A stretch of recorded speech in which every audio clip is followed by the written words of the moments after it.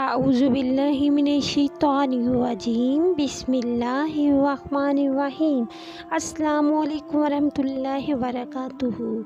Channel सदका जारिया में आपको खुशामदीद कहती हूँ और उम्मीद करती हूँ कि आप सब खैरियत से होंगे। सवाल: जो नमाज़ें जाने अनजाने में रह जाती हैं उसके पढ़ने का तरीका क्या है? जवाब: जो नमाज़ें जानबूझकर कज़ा की हो वो तो गुनाहगार है और फासिक है, तो उस पर फ़र्ज़ ये है कि तौबा कर ले और आइंदा कज़ा न करने का अहद कर ले।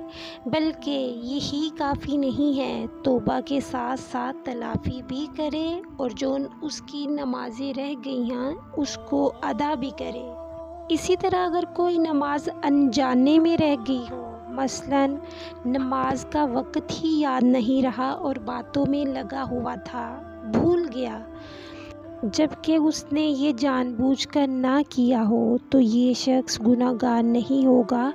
उस पर तौबा फ़र्ज़ नहीं है, लेकिन ये कि नमाज की क़ज़ा फ़र्ज़ है। तो अब इसका कफ़ारा ये है कि जब भी उसको याद आए वो पढ़ ले। यही हालत सोने की है कि अपनी तरफ से भरपूर कोशिश की कि ये उठेगा, नमाज़ पढ़ेगा। अब सारी कोशिशों के बावजूद उसको जाग नहीं आई, आँख नहीं खुली और नमाज का वक़्त चला गया। अब इसके लिए भी यही हुक्म है कि जब वो उठे नमाज अदा करे। शर्त ये है कि कोई माने शरा ना हो, यानी मकर्रा वक़्त ना हो। लेकिन अगर जानबूझकर छोड़ी है तो उसके लिए तौबा भी फ़र्ज़ है और जितनी जल्दी हो सके उन नमाज़ों को अदा कर ले। इसके पढ़ने का तरीका ये है कि इसमें फ़र्ज़ और वितर अदा करने हैं। हर रोज़ 20 रकतों फ़र्ज़ और वितर अदा करने हैं, सुन्नतें अदा करने की ज़रूरत नहीं है।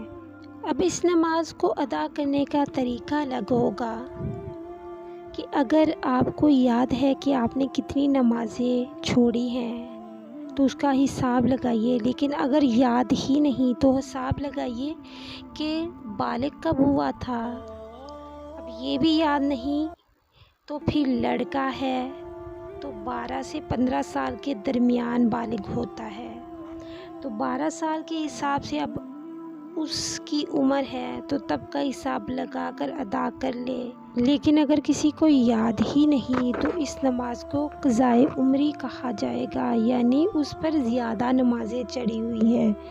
मसलन किसी पर अगर 100 नमाज़ें हैं तो उसके लिए है कि चाहे तो वो पहले 100 फ़जर पढ़ ले, फिर 100 ज़ोहर पढ़ ले और असर, मगरिब, इशा पढ़ ले, यानी पूरे दिन में किसी भी वक्त में ये नमाज़ें अदा कर ले। फिर एक हुक्म ये भी है कि एक दिन में एक ही नमाज, यानी फ़जर के साथ फ़जर, ज़ोहर के साथ ज़ोहर, असर के साथ असर पढ़ना ज़रूरी नहीं है, बल्कि सारा दिन के बाद जब भी वो अपने काम काज से फ्री होता है तो उसे जितनी नमाज़ें पढ़ी जा सके उतनी वो पढ़ ले।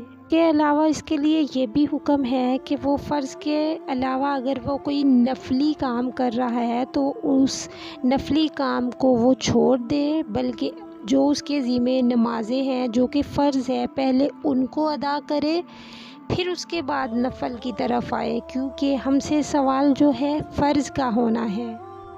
अल्लाह पाक से दुआ है कि अल्लाह पाक हमें भी अपना पक्का और सच्चा नमाज़ी बना दे और हमें नमाज कायम करने वाला बना दे। आमीन। जज़ाकल्लाहु खैरा।